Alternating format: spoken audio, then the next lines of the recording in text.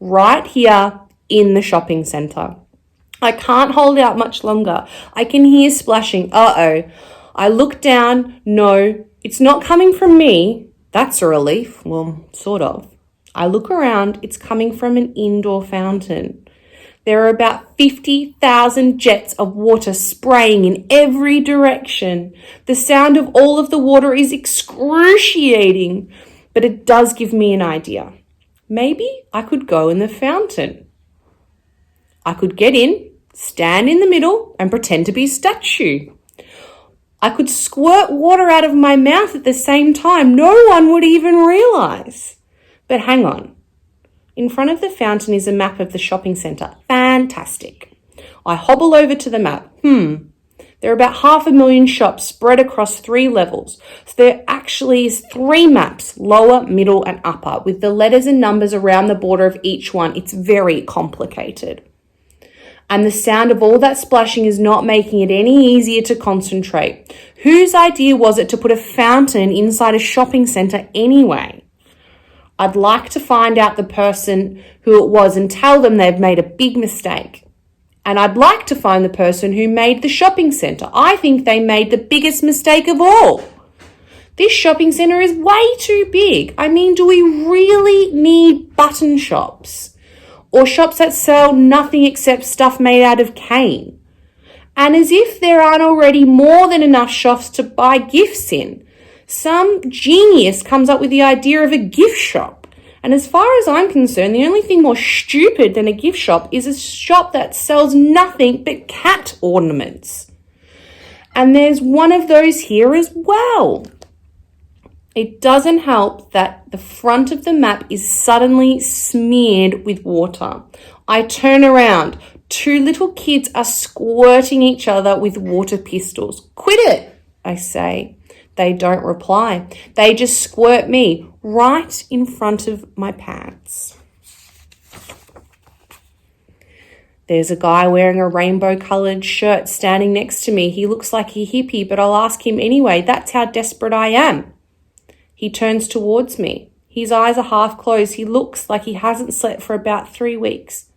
Can you help me find the toilets? I say. Looks a little bit late, he says in a slow voice. What do you mean? I say. He points to the front of my pants. That's not what you think it is, I say. But it will be if you don't help me find the toilets. Chill out, man, says the hippie. He turns back to the map and carefully studies it. Says the toilets are at M16 on level 2. Well, what level are we on now? I say. Level 3, he says, squinting at the map. No, hang on. Level 1. Oops. Make that level 4. Level 4, I say. There's no such level.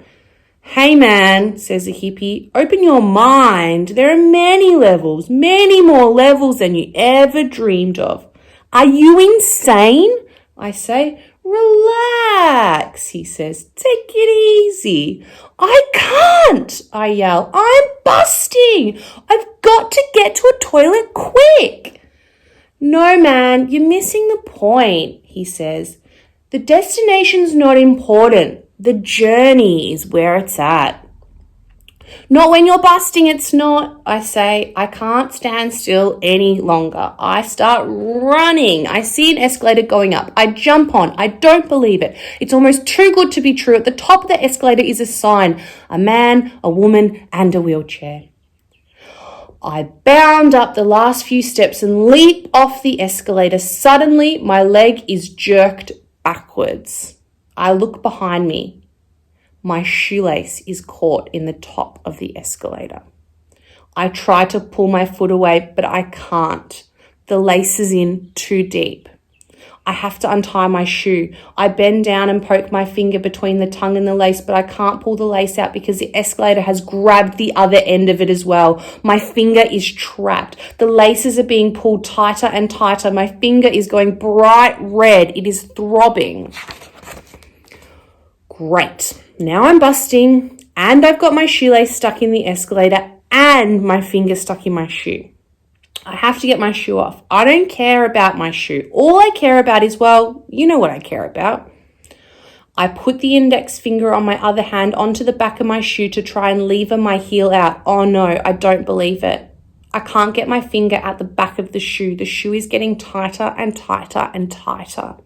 The escalator is sucking and sucking and sucking. There's nothing I can do apart from chew my foot off. That's it, chewing. Only I don't have to chew through my ankle, just my shoelace. I bend right down. I'm getting close enough to the lace to take a good bite, and all of a sudden my scalp starts burning.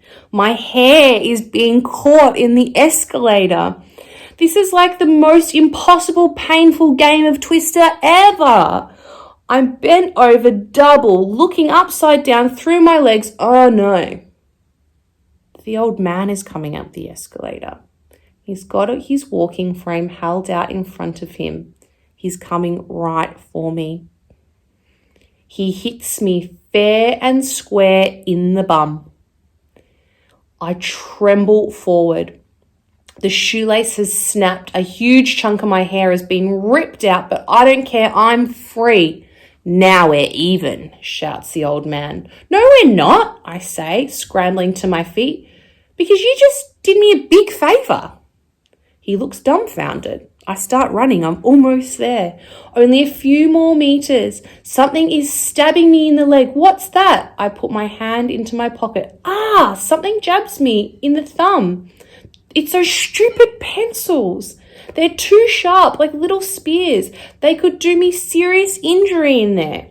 As I pull them out of my pocket, they spill onto the ground in front of me. Uh-oh, bad move.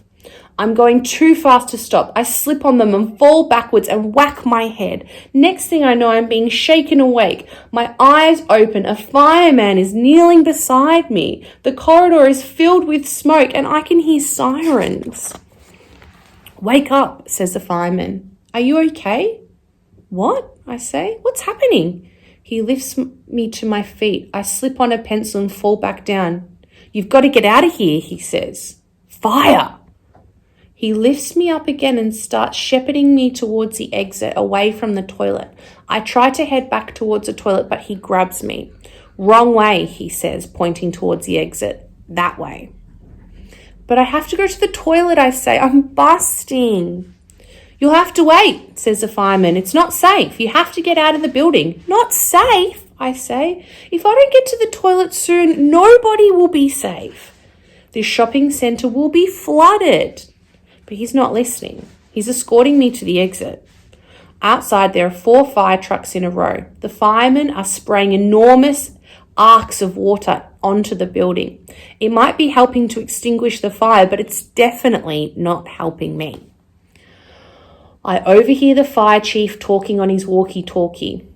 All we know is the fire appears to have started in one of the escalators, he says. Some foreign material must have gotten in there and shorted the system. Until we can put out the fire, we can't be sure. But to do what we need to do, we need to get backup units, as many as you've got. He wipes the sweat off his brow. Suddenly, I know what I have to do. I can solve my problem and be the hero at the same time. Excuse me, I say. You're not going to need backup units. What are you talking about? He says. You've got me, I say. Huh? Watch this, I say. I get as close to the burning building as I can, grab hold of my fly, I take aim. Relief. Beautiful relief. The fire is powerless against me. It disappears into the clouds of steam. People are gathered around applauding. The supermarket manager is there, and the pencil seller, and the hippie, even the old man cheering. Chanting my name. I don't know how they know my name, but I don't care about that right now. All I care about is how good this feels and how warm. Oh, it's so warm. I roll over and snuggle deeper into my blankets. My blankets? What are my blankets doing here? And why am I wearing my pajamas? I blink a few times. I rub my eyes. There is no shopping centre. There are no fire trucks. No people. I'm in my bedroom, in my bed, wrapped in my blankets, putting out a fire. Only there's no fire either. I hate that. And that's the end of our story. Thanks for listening.